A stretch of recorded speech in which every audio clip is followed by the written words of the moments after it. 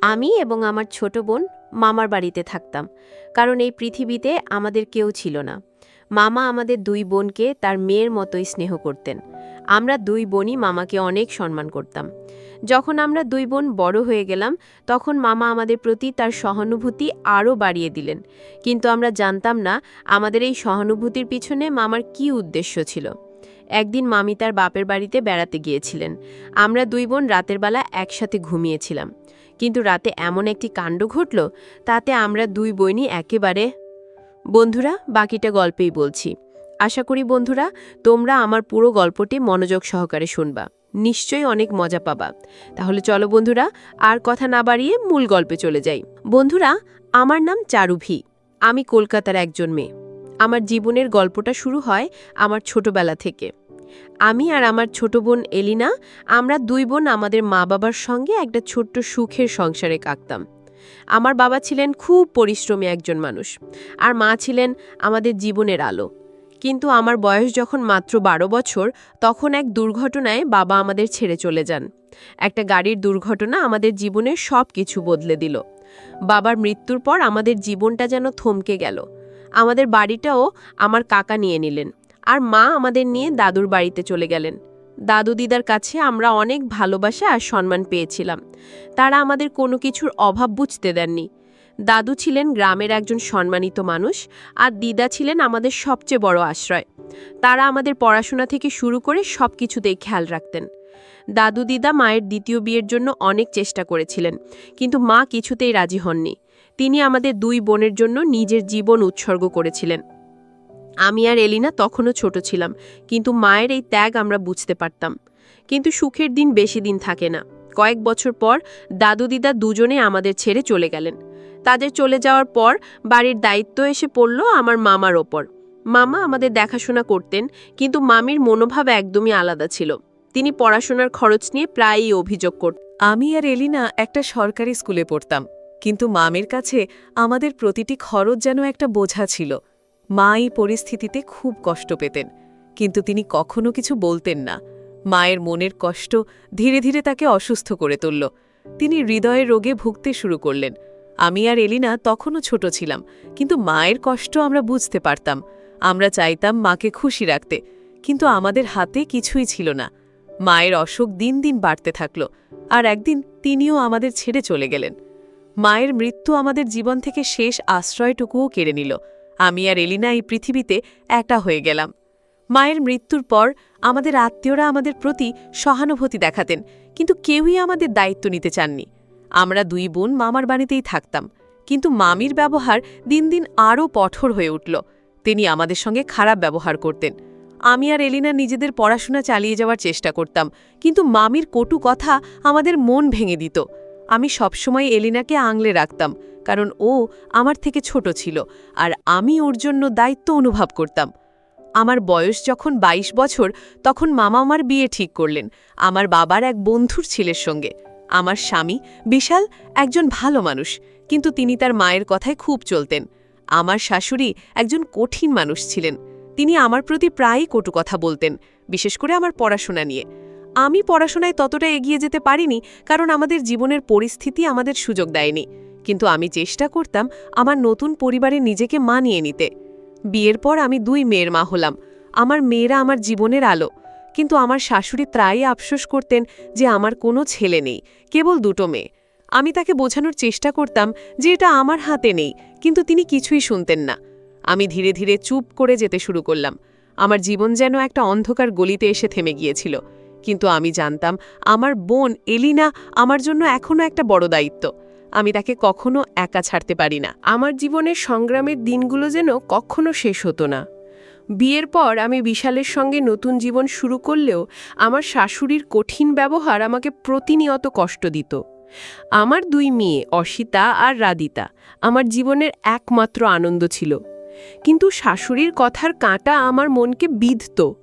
তিনি আমাকে প্রায়ই তিরস্কার করতেন, আমার পড়াশুনো কম হওয়া নিয়ে, আমার মেয়েদের জন্ম নিয়ে। আমি চেষ্টা করতাম তাকে বোঝাতে, কিন্তু তিনি আমার কথা কখনো গুরুত্ব দিতেন না। আমি ধীরে ধীরে চুপ হয়ে যেতে শুরু করলাম, কারণ আমি জানতাম তর্ক করে কোনো লাভ নেই। এদিকে আমার বোন এলিনা মামার বাড়িতে থাকত। মামির ব্যবহার তার প্রতি দিন দিন আরও খারাপ হচ্ছিল। আমি যখনই এলিনার সঙ্গে দেখা করতে যেতাম দেখতাম তার চোখে একটা অসহায় ভাব। মামি তাকে দিয়ে বাড়ির সব কঠিন কাজ করাতেন এবং তার প্রতি সদয় ছিলেন না। এমনকি তার পড়াশোনার খরচ নিয়েও অভিযোগ করতেন। এলিনা কখনো মুখ ফুটে কিছু বলতো না, কিন্তু আমি বুঝতাম তার মনের কষ্ট। আমি তাকে বলতাম, এলিনা, তুই চিন্তা করিস না, আমি তোর পাশে আছি। কিন্তু আমার নিজের জীবনের ঝড়ের মধ্যে আমি তাকে কতটা সাহায্য করতে পারবো তা নিয়ে আমার মনে সন্দেহ ছিল। একদিন এলিনা আমাকে ফোন করে কাঁদতে কাঁদতে বলল, তার বিয়ে ঠিক হয়েছে। মামা একটা সম্বন্ধ এনেছেন, ছেলেটি একজন ব্যবসায়ী, বয়সে এলিনার থেকে অনেক বড়। আমি শুনে অবাক হলাম। আমি তাড়াতাড়ি মামার বাড়ি গেলাম এবং এলিনাকে জিজ্ঞেস করলাম, তুই কি এই বিয়েতে রাজি? এলিনা চুপ করে রইল। তার চোখের জল আমাকে সব বলে দিল। আমি মামার সঙ্গে কথা বললাম, কিন্তু তিনি বললেন, এটা এলিনার জন্য ভালো হবে, আমরা আর কতদিন ওকে বোঝা বহন করব। আমার মন ভেঙে গেল, কিন্তু আমি জানতাম মামির চাপে মামা এই সিদ্ধান্ত নিয়েছেন। এলিনার বিয়ে হয়ে গেল। তার শ্বশুরবাড়ির লোকজন প্রথমে খুব ভালো ব্যবহার করল। আমি একটু নিশ্চিন্ত হলাম, ভাবলাম এলিনা এবার একটা নতুন জীবন পাবে। কিন্তু সুখ বেশি দিন স্থায়ী হলো না। বিয়ের 10 মাসের মাথায় এলিনার স্বামী হঠাৎ অসুস্থ হয়ে মারা গেলেন। এলিনা বিধবা হয়ে গেল। তার শ্বশুরবাড়ির লোকজন তাকে দোষ দিতে শুরু করল। তারা এলিনার ভাগ্যকে দোষারোপ করতে শুরু করল। তারা তাকে বাড়ি থেকে তাড়িয়ে দিল। এলিনা আবার মামার বাড়িতে ফিরে এলো, কিন্তু মামিটাকে থাকতে দিতে চাইলেন না। আমার মনে হলো এই পৃথিবীতে আমার বোনের জন্য কোনো আশ্রয় নেই। একদিন আমি মামার বাড়িতে গিয়ে দেখলাম মামি এলিনাকে কঠোরভাবে বকাঝকা করছে। আমার মাথা গরম হয়ে গেল। আমি এলিনাকে আগলে ধরে মামির হাত থেকে তাকে ছাড়িয়ে নিলাম। আমি আর কিছু ভাবতে পারলাম না। আমি এলিনাকে আমার সঙ্গে আমার বাড়িতে নিয়ে এলাম। আমি জানতাম এই সিদ্ধান্ত আমার জীবনকে আরও জটিল করে তুলবে, কিন্তু আমার বোনকে আমি এভাবে কষ্ট পেতে দিতে পারতাম না। এলিনা আমার কাছে এসে বলল, দিদি, আমি তোকে আরও সমস্যায় ফেলতে চাই না। আমি তাকে জড়িয়ে ধরে বললাম, তুই আমার বোন, আমার দায়িত্ব।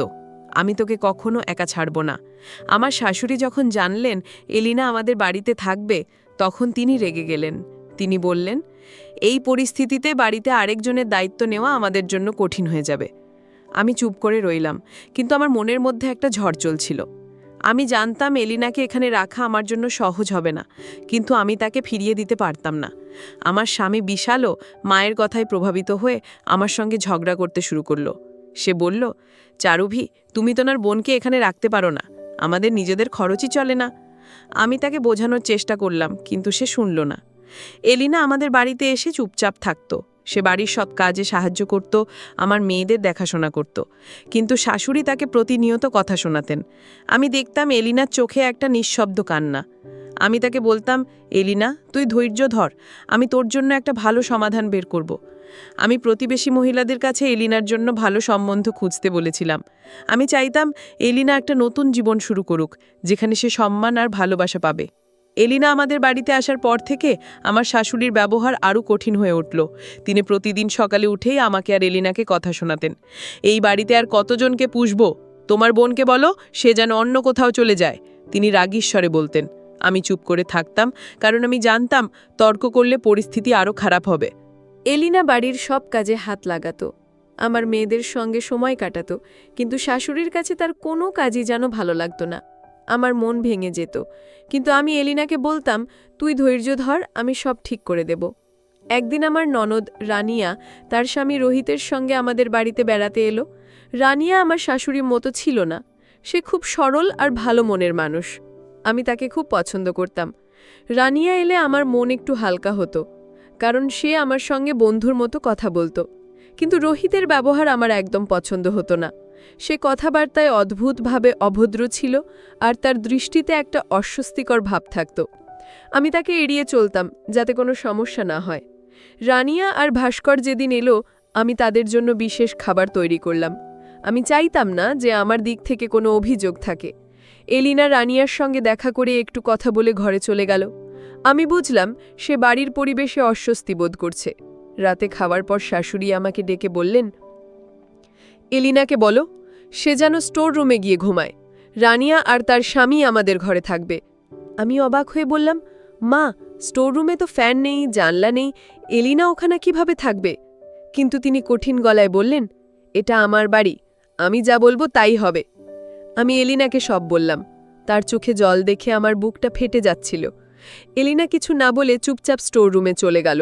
আমি রাতে ঘুমাতে পারলাম না। আমার মনে হচ্ছিল আমি আমার বোনের জন্য কিছুই করতে পারছি না। পরদিন সকালে রানিয়া আমার সঙ্গে কথা বলতে এলো। সে বলল, বৌদি, মা তোমার আর এলিনার সঙ্গে এমন ব্যবহার করছে কেন? আমি মাকে বোঝানোর চেষ্টা করব।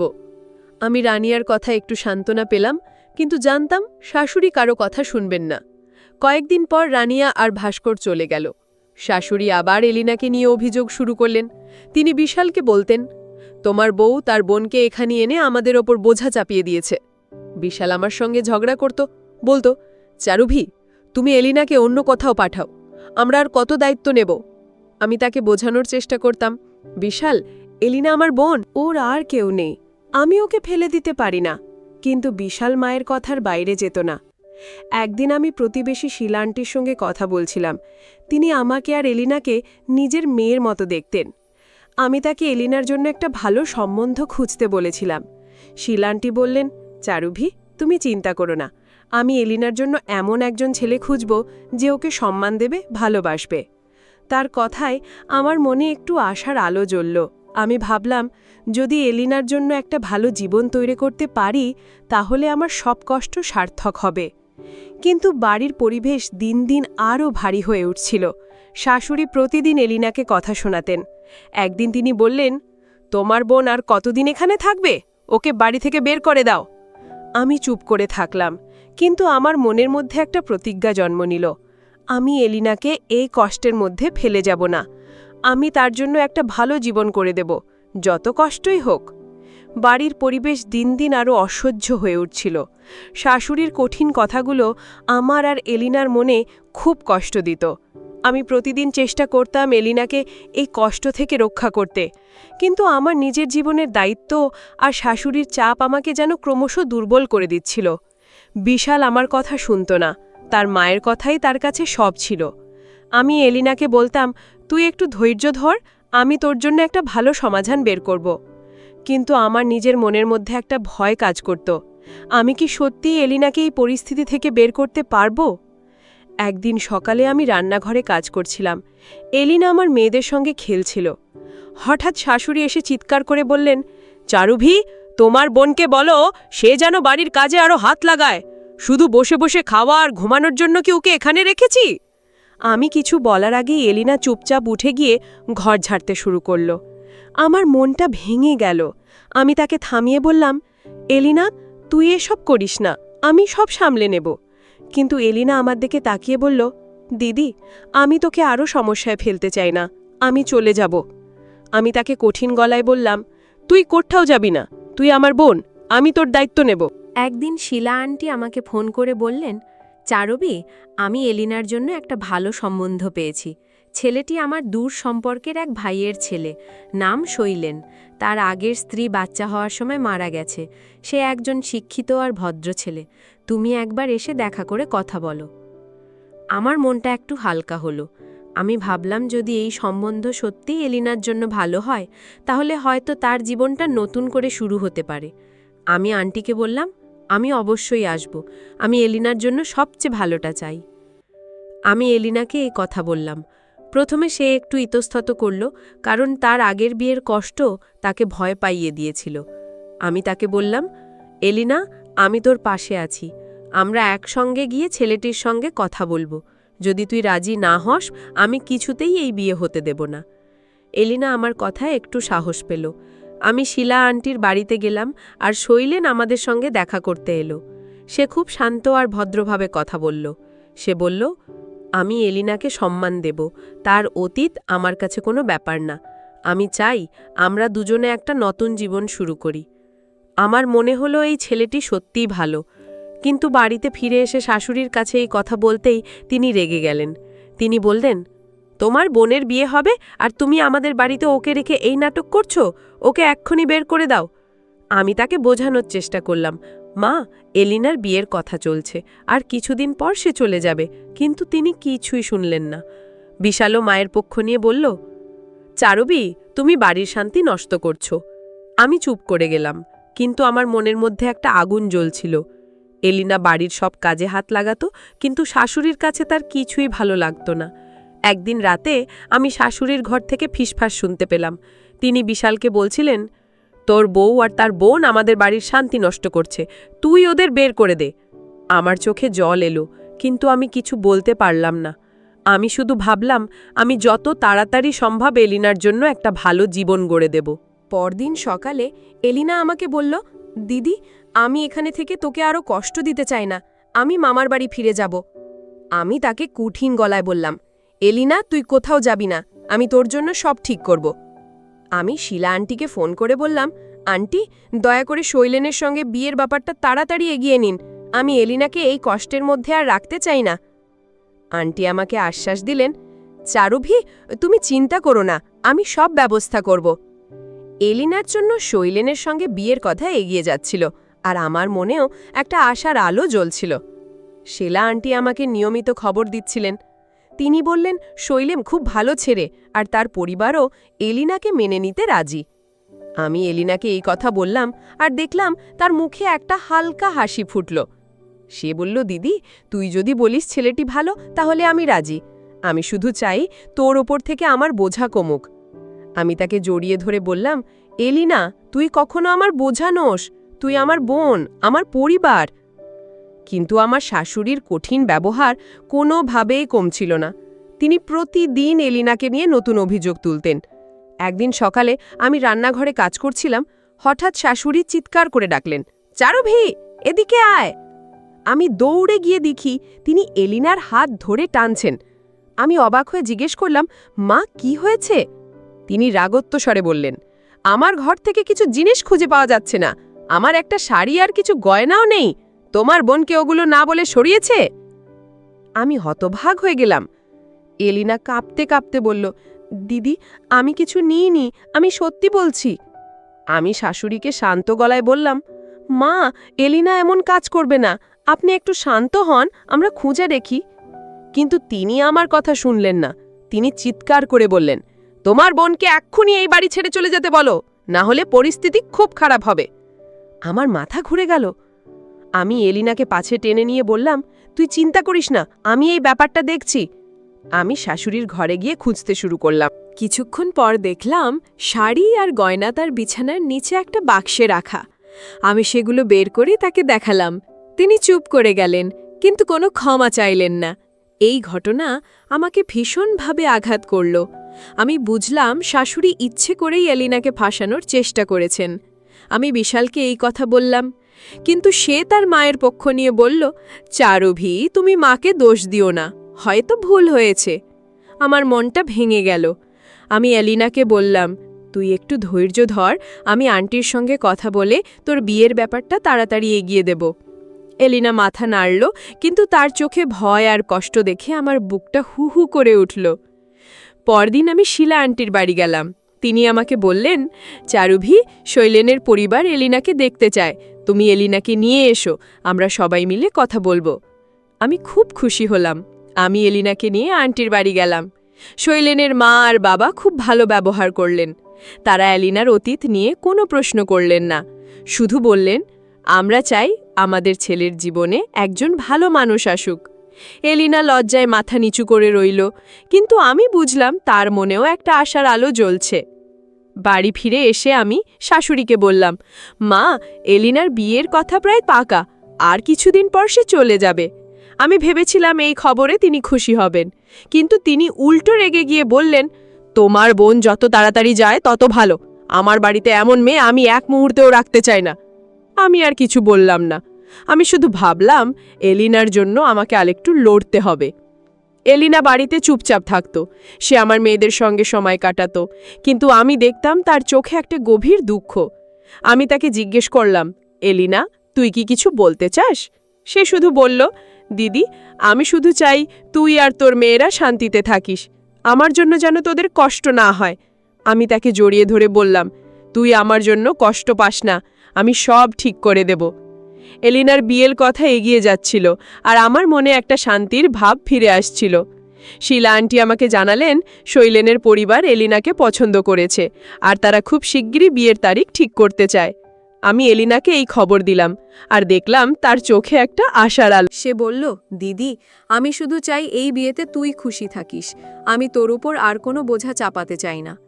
আমি তাকে জড়িয়ে ধরে বললাম, এলিনা, তুই আমার বোঝা নোস, তুই আমার বোন, আমার জীবনের একটা অংশ।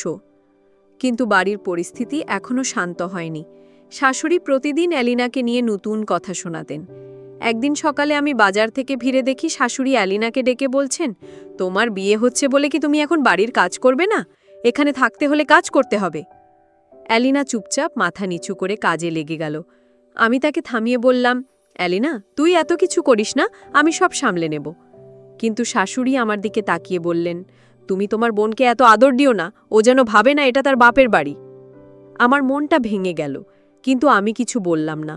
আমি শুধু ভাবলাম, এলিনার বিয়ে হয়ে গেলে এই কষ্ট থেকে আমরা দুজনেই মুক্তি পাব। আমি শিলা আন্টির সঙ্গে যোগাযোগ রাখছিলাম। তিনি বললেন, চারুভি, শৈলেনের পরিবার খুব ভালো, তারা এলিনাকে নিয়ে খুব খুশি। আর কিছুদিনের মধ্যেই বিয়ের তারিখ ঠিক হয়ে যাবে। আমি আন্টির প্রতি কৃতজ্ঞতায় ভরে গেলাম। তিনি আমাদের দুই বোনকে নিজের মেয়ের মতো দেখতেন, আর আমার মনে হলো এই পৃথিবীতে এখনও কিছু ভালো মানুষ আছে। একদিন আমার ননদ রানিয়া হঠাৎ আমাদের বাড়িতে এলো। তার মুখ দেখে মনে হচ্ছিল সে খুব অস্থির। আমি রানিয়াকে জিজ্ঞাসা করলাম, কি হয়েছে, তুমি এত অস্থির কেন? সে কাঁদতে কাঁদতে বলল, বৌদি, আমার জীবনটা ভেঙে গেছে। ভাস্কর আমাকে ছেড়ে অন্য একজনের সঙ্গে সম্পর্কে জড়িয়েছে। আমি আর ওর সঙ্গে থাকতে পারছি না। আমি হতবাক হয়ে গেলাম। আমি তাকে সান্ত্বনা দেওয়ার চেষ্টা করলাম। রানিয়া, তুই শান্ত হ, আমরা একসঙ্গে মিলে সব ঠিক করে দেব। কিন্তু শাশুড়ি এসে রানিয়াকে ধমক দিয়ে বললেন, তোমার জন্য আমার মেয়ের জীবনটা অনিশ্চিত হয়ে গেল, তুমি কেন এসেছিলে এখানে? রানিয়া চুপ করে গেল, কিন্তু আমি বুঝলাম তার মনের কষ্ট। আমি শাশুড়িকে বললাম, মা, রানিয়া আমাদের পরিবার, ওর কষ্টের সময় আমাদের ওর পাশে থাকা উচিত। কিন্তু শাশুড়ি রেগে গিয়ে বললেন, তোমার বোন আর এই মেয়ে, এরাই আমার সংসারের শান্তি নষ্ট করছে। আমি আর কিছু বলতে পারলাম না। আমার মনটা ভারী হয়ে গেল। আমি রানিয়ার কাছে গিয়ে বললাম, তুই চিন্তা করিস না, আমি তোর পাশে আছি। সেদিন রাতে এলিনা আমার কাছে এসে বলল, দিদি, আমি এখান থেকে চলে যাব, আমি তোদের জীবনে আর সমস্যা বাড়াতে চাই না। আমি তাকে শক্ত করে জড়িয়ে ধরে বললাম, এলিনা, তুই আমার বোন, আমি তোকে কখনো ছেড়ে দেব না। তুই আর কিছুদিন থাক, তোর বিয়ে হয়ে গেলে সব ঠিক হয়ে যাবে। এলিনা কাঁদতে কাঁদতে আমার কাঁধে মাথা রাখল।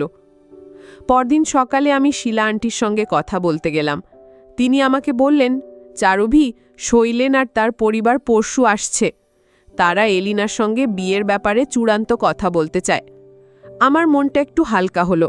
আমি ভাবলাম, এবার হয়তো এলিনার জীবনে একটা নতুন অধ্যায় শুরু হবে। এলিনার বিয়ের কথা চূড়ান্ত হবার পথে ছিল, আর আমার মনে একটা শান্তির ভাব ফিরে আসছিল। শিলা আন্টি আমাকে ফোন করে বললেন, চারুভি, শৈলেন আর তার পরিবার আজ এসেছে। তারা এলিনার সঙ্গে কথা বলতে চায়। তুমি আর এলিনা তৈরি হয়ে চলে এসো। আমি এলিনাকে এই খবর দিলাম। সে একটু ঘাবড়ে গেলেও আমি তাকে বললাম, এলিনা, তুই ভয় পাস না, আমি তোর সঙ্গে আছি। আমরা একসঙ্গে গিয়ে সব কথা বলবো। এলিনা মাথা নাড়ল, আর আমরা শিলা আন্টির বাড়ির দিকে রওনা দিলাম। শিলা আন্টির বাড়িতে পৌঁছে দেখলাম শৈলেন আর তার মা বাবা বসে আছেন। তারা আমাদের খুব উষ্ণভাবে স্বাগত জানালেন। শৈলেন এলিনার সঙ্গে কথা বলল, আর আমি লক্ষ্য করলাম সে খুব শান্ত আর সম্মানের সঙ্গে কথা বলছে। সে বলল, এলিনা, আমি জানি তুমি অনেক কষ্টের মধ্যে দিয়ে গেছো। আমি চাই আমরা একসঙ্গে একটা নতুন জীবন শুরু করি, যেখানে তুমি শান্তি পাবে। এলিনার চোখে জল চলে এলো, কিন্তু সে মাথা নেড়ে সম্মতি জানালো। আমার মনটা হালকা হয়ে গেল। বাড়ি ফিরে এসে আমি শাশুড়িকে বললাম, মা, এলিনার বিয়ের কথা পাকা হয়ে গেছে, আর কিছুদিন পর সে চলে যাবে। আমি ভেবেছিলাম এই খবরে তিনি খুশি হবেন, কিন্তু তিনি কঠিন গলায় বললেন, যত তাড়াতাড়ি যায় ততই ভালো। আমার বাড়িতে এই মেয়ের জন্য আর কোনো জায়গা নেই। আমি চুপ করে গেলাম। আমার মনে হলো এই বাড়িতে আমার আর এলিনার কোনো সম্মান নেই। কিন্তু আমি এলিনাকে বললাম, তুই চিন্তা করিস না, আর কয়েকটা দিন, তারপর তুই নতুন জীবন শুরু করবি। এদিকে রানিয়া জীবনের ঝড় থামছিল না। সে আমাদের বাড়িতে এসে থাকছিল, আর তার মুখে হাসি ফিরে আসেনি। আমি তাকে সান্ত্বনা দেওয়ার চেষ্টা করতাম, কিন্তু সে বলতো, বৌদি, আমি জানি না আমার জীবন এখন কোন দিকে যাবে। আমি তাকে বললাম, রানিয়া, তুই হাল ছাড়িস না, আমরা একসঙ্গে সব ঠিক করে দেব। কিন্তু শাশুড়ি রানিয়াকেও কথা শোনাতেন। তিনি বলতেন, তোমার জন্য আমার বাড়ির শান্তি নষ্ট হয়ে গেছে, তুমি কেন এখানে এসেছ? আমি রানিয়াকে জড়িয়ে ধরে বললাম, মা, এলিনা কারো ক্ষতি করেনি, আপনি একটু ধৈর্য ধরুন, ওর বিয়ে হয়ে গেলে সব ঠিক হয়ে যাবে। এলিনা আমার কাছে এসে বলল, দিদি, আমি আর এখানে থাকতে পারছি না, আমি শিলা আন্টির বাড়িতে চলে যাব। আমি তাকে বোঝালাম, এলিনা, আর মাত্র কয়েকটা দিন তুই এখানে থাক, আমি তোর জন্য সব ঠিক করব। কিন্তু আমি দেখলাম এলিনার মুখে একটা ভয় আর অস্থিরতা। সে যেন কিছু বলতে চাইছে কিন্তু বলতে পারছে না। আমি তাকে জিজ্ঞেস করলাম, এলিনা, কি হয়েছে, তুই আমাকে সব খুলে বল। কিন্তু সে চুপ করে রইল। শিলা আন্টি আমাকে ফোন করে বললেন, চারুভি, বিয়ের তারিখ ঠিক হয়ে গেছে, আর 1 সপ্তাহ পর এলিনার বিয়ে, তুমি তৈরি থেকো। আমার মনটা হালকা হলো। আমি এলিনাকে জড়িয়ে ধরে বললাম, দেখলি, সব ঠিক হয়ে যাচ্ছে, তুই এখন শুধু হাসি মুখে থাক। এলিনা হাসল, কিন্তু তার হাসিতে একটা দুঃখ লুকিয়েছিল। এলিনার বিয়ের দিন এসে গেল। শিলা আন্টির তত্ত্বাবধানে সবকিছু সুন্দরভাবে সাজানো হয়েছিল। আমি এলিনাকে সেজে দিলাম। তার মুখে একটা নতুন আলো দেখলাম। সে আমার হাত ধরে বলল, দিদি, তুই আমার জন্য যা করেছিস আমি কখনো ভুলব না। আমি তাকে জড়িয়ে ধরে বললাম, এলিনা, তুই আমার বোন, তোর সুখই আমার সুখ। বিয়ের আয়োজন ছোট হলেও শৈলেন আর তার পরিবারের ভালোবাসায় সবকিছু মুখরিত ছিল। এলিনা যখন শৈলেনের সঙ্গে নতুন জীবনের পথে পা বাড়ালো, আমার মনটা হালকা হয়ে গেল। কিন্তু বাড়ির পরিবেশ তখনও শান্ত হয়নি। রানিয়া তার জীবনের সংকট নিয়ে আমাদের বাড়িতে ছিল। একদিন সকালে রানিয়া আমার কাছে এসে বলল, বৌদি, আমি সিদ্ধান্ত নিয়েছি, আমি রোহিতের সঙ্গে আর থাকতে পারবো না, আমি নিজের জীবন নতুন করে শুরু করতে চাই। আমি তাকে সমর্থন করে বললাম, রানিয়া, তুই যা ভাবছিস তাই কর, আমি তোর পাশে আছি। রানিয়া তার মায়ের সঙ্গে কথা বলল, কিন্তু শাশুড়ি রেগে গিয়ে বললেন, তুমি আমার মেয়ের জীবন নষ্ট করেছ, এখন আবার নতুন নাটক শুরু করছো। আমি রানিয়াকে পাশে টেনে নিয়ে বললাম, মা, রানিয়া তার জীবনের সিদ্ধান্ত নিতে পারে, আমরা ওর পাশে থাকব। কয়েকদিন পর রানিয়া আমাদের বাড়ি ছেড়ে চলে গেল। সে একটা নতুন শহরে গিয়ে নিজের জন্য একটা চাকরি খুঁজে নিল। আমি তার সাহসের প্রশংসা করলাম। রানিয়া আমাকে ফোন করে বলল, বৌদি, তুমি আর এলিনা আমাকে অনেক শক্তি দিয়েছ, আমি এখন নিজের পায়ে দাঁড়াতে চাই। আমার মনটা ভরে গেল। আমি ভাবলাম, রানিয়ার এই নতুন শুরু আমাদের সবার জন্য একটা শিক্ষা। একদিন শাশুড়ি আমার কাছে এসে বললেন, চারুভি, আমি তোমার আর এলিনার সঙ্গে অনেক অন্যায় করেছি, আমার ভুল হয়েছে, আমাকে ক্ষমা করে দাও। আমি অবাক হয়ে গেলাম, তিনি কখনো এমন কথা বলেননি। আমি বললাম, মা, যা হয়ে গেছে তা ভুলে যান, আমরা একসঙ্গে নতুন শুরু করব। আমার শাশুড়ির এই কথা আমার জন্য অনেক বড় ছিল। আমি বুঝলাম, মানুষের মন বদলাতে পারে যদি তারা নিজেদের ভুল বোঝে। এলিনা তার নতুন সংসারে খুব সুখে আছে। শৈলেন তাকে সম্মান আর ভালোবাসা দিয়েছে। আমি মাঝে মাঝে তার সঙ্গে দেখা করতে যাই আর দেখি তার মুখে একটা সত্যিকারের হাসি। আমার মেয়েরা, অর্ষিতা আর রাদিতা, এখন তাদের খালার সঙ্গে সময় কাটায়, আর আমার মনটা আনন্দে ভরে যায়। শাশুড়িও এখন আমার সঙ্গে অনেক নরম ব্যবহার করেন। বিশালও ধীরে ধীরে বুঝতে শুরু করেছে, পরিবারের সবাইকে একসঙ্গে রাখতে হলে ভালোবাসা আর সম্মানের দরকার। বন্ধুরা, আমার জীবনের এই পরিস্থিতি আমাকে শিখিয়েছে, জীবনে কষ্ট আসবে, চ্যালেঞ্জ আসবে, কিন্তু ভালোবাসা আর ধৈর্য দিয়ে সব কিছু জয় করা যায়। আমার বোন এলিনা, আমার ননদ রানিয়া আর আমরা সবাই নিজেদের জীবনে নতুন পথ খুঁজে পেয়েছি। এই পৃথিবীতে ভালো মানুষের অভাব নেই, যেমন শিলা আন্টি আমাদের পাশে দাঁড়িয়েছিলেন। বন্ধুরা, গল্পের শেষে আমি তোমাদেরকে বলতে চাই, পরিবারের জন্য ত্যাগ করলে সেই ত্যাগ কখনো বৃথা যায় না। অন্যের প্রতি সম্মান আর ভালোবাসা দেখালে সেই ভালোবাসা ফিরে আসে। নিজের প্রতি বিশ্বাস রাখো আর কখনো হাল ছেড়ো না। মনে রাখবা বন্ধুরা, জীবনের প্রতিটি ঝড়ের পর একটা নতুন সূর্যোদয় অপেক্ষা করে। বন্ধুরা, আমার গল্পটি যদি তোমাদের ভালো লাগে তাহলে লাইক, শেয়ার এবং সাবস্ক্রাইব করে পাশে থেকো। আর বন্ধুরা, তোমরা এতক্ষণ ধৈর্য ধরে গল্পটি শোনার জন্য তোমাদের সবাইকে অসংখ্য ধন্যবাদ। সবাই ভালো থাকবেন, সুস্থ থাকবেন।